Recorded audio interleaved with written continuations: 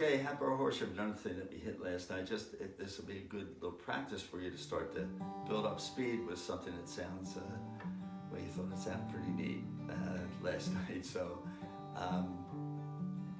I'm just going to walk you through what I'm playing here. Is I'm playing a C chord, 6-string C chord up here.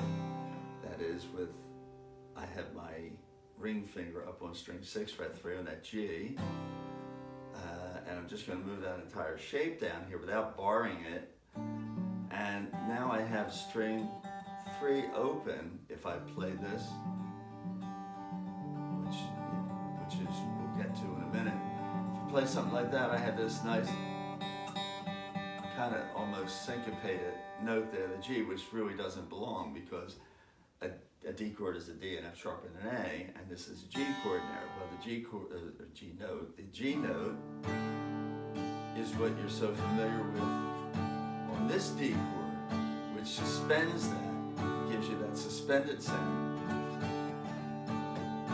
That sound, well, now we have a different voicing, as it's called, and that G note is now buried up in the middle of regions of this chord. Rather than being the highest note, it's now not the highest note. And it just has this kind of wandering sound. And my friend Skip, the song I played for you last night, that's how he started.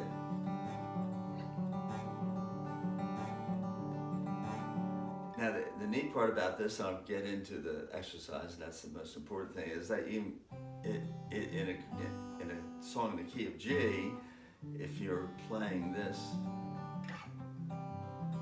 moves right up with the very same shape.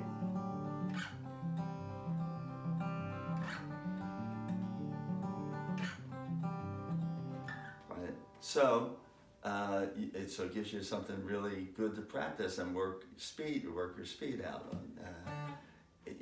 By the way, you'll often hear this referred to as pattern picking, because I'm going to give you a pattern to pick. However, at the basis of this pattern picking, which is not true for all pattern picking, the basis of this is still is that alternated bass. That's at the base of all that other sound that's coming at you. So if you make this 6-string C chord, move it down here where it's now a D, and it's D with a suspended 11th, suspended 4th or 11th, you'll see it referred to as each. So I'm going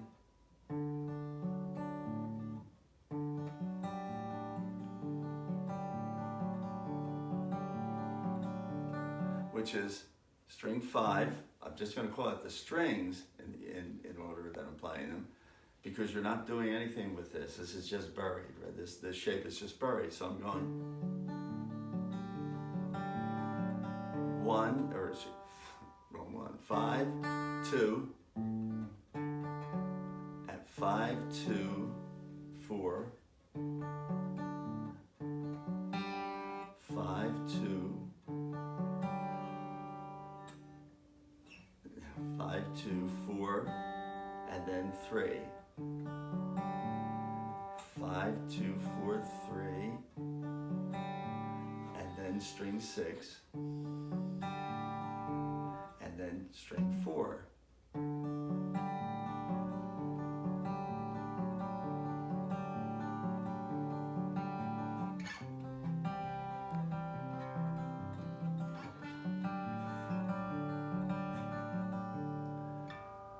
And that's the beginning of Skip's song. That's how it goes. I didn't get a chance to spend a single day. Tossed my fishing line into the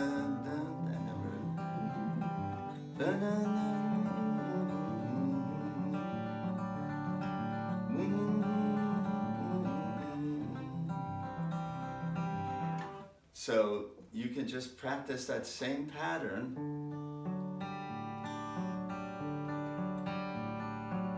and I'll write out the strings for you when I send you the tab, and just go slowly.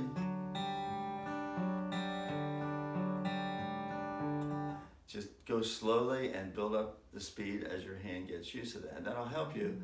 But as you're doing that, try to concentrate on the fact that you're actually alternating bass, because that's what we're doing here.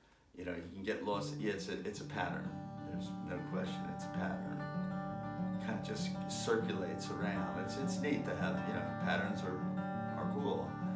And this kind of circulates around it, but you're going, that's at the middle of that, you know, that's at the base of it, I should say.